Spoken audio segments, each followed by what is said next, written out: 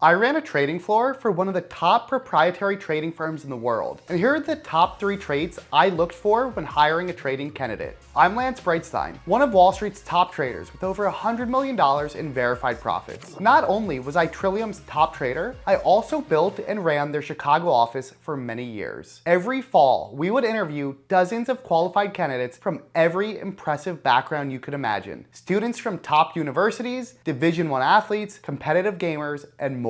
The first trait I looked for was that the candidate had what I call a powerful why. A powerful why is their reason for why they want to become a trader. Trading is an incredibly hard job with a steep multi-year learning curve during which you're frustrated and making minimal money. If you don't have a powerful why, when you find yourself staring into the abyss, and that will inevitably occur as a trader, in those key moments of doubt, you're going to convince yourself to go get that easy accounting gig, or just to become an influencer, or maybe even better, become a trust fund baby. I know this because I was there too. It took me almost 2 years to become profitable, and I was so close to leaving the job. The only thing that kept me with it was my powerful why. Many get into trading for the money, and actually, there's nothing wrong with that. The desire to be financially free can be extremely powerful. The desire to provide for your family. This was certainly a huge factor for me. Other people have a true love for markets. They simply love trading. They love the game. They, like myself, can't imagine a job more fun than trying to beat the market. Others are just insanely competitive. It absolutely kills them not to succeed at trading. Failure isn't an option. They thrive on the struggle, pushing themselves to get better each day. The truth is, we don't have just one why. It's a mix of reasons, but I wanted to make sure that the candidates' reasons, whatever they were exceptionally strong. Could they relay a cohesive story as why they had that hunger to give it at least 2 years at the job? That was key at Trillium. Finding traders who would stick it out at least that time period, because anything shorter isn't giving it a proper chance. If you're thinking, my why is probably strong enough, and I'm probably tough enough, are you sure? Test your why by watching my video on why trading is a terrible career, and see if you still want to pursue it. It's linked in the description. The second trait I looked for is what I like to call coachability. I define coachability as being able to constructively receive feedback without getting defensive, and then, most importantly, being able to incorporate that feedback as quickly as possible. A huge part of being coachable also means having no ego, which is always important for success in trading. If you think you're too smart or always right, you don't listen to your trainer and you don't listen to the market either. Both put you on the fast track out the door. There's a reason why trading firms love college athletes. Not only are they extremely competitive, but high-level athletes have spent their whole lives receiving tough feedback from coaches and persevering through losses. They've learned to emotionally accept a loss and to learn from it the first time. One of my favorite trainees was a college football player. He wasn't some MIT brainiac, but it didn't matter. He was exceptionally good at taking instruction from me, saying, "Yes, coach," and incorporating it. The speed in which we can incorporate feedback is actually what I find to be the #1 determinant of how quickly a trader progresses. Essentially, a powerful why is how long of a runway a trader will give the job. Then coachability speaks to how fast they will progress while on that runway. If you use a daily report card, the concept I talk about in this video, you can use them to better track and incorporate feedback on your own so that you grow at a faster rate. The third and final of my top 3 traits is a team-first mindset. This is one of the key differences in a trading floor versus being a retail trader at home. Operating on a trading floor, you can control the environment and build a culture. I was a strong believer that if traders work together, the whole will always be greater than the parts. The Trillium Chicago office operated like a Navy SEAL team thanks to the culture I helped construct. We held each other to a high standard. We shared intel and split up work responsibilities. And most of all, we supported each other during the lows while celebrating with each other during the highs. Trading is too hard of a job to go at alone. That's why I have long stressed that traders at home do what they can to link up and learn with other traders. Many traders now use Discord and other tools to replicate the environment of an office. In fact, this team-first mindset and working in a team-based culture is one of the biggest lessons I learned in my 15 years of trading, which I share in this video with the top lessons that brought me massive success. If you're serious about trading, definitely watch it after this one. Don't know any other traders? I'm part of a nonprofit organization called Traders for a Cause that hosts amazing trader meetups. I hope to see you at one of them. I'll put a link below. None of these traits should be discouraging to you. In fact, it should motivate you if this is a career that you want, because as you've seen here and in my other videos, I don't sugarcoat and sell you on a millionaire dream without sharing the real work, costs, and sacrifices that are needed to succeed. I'll always keep posting free videos on YouTube and dropping knowledge knowledge bombs on X, but if you want to accelerate your progress, consider joining my trading course. The link is in the description. Thanks for watching, and I'll see you next time.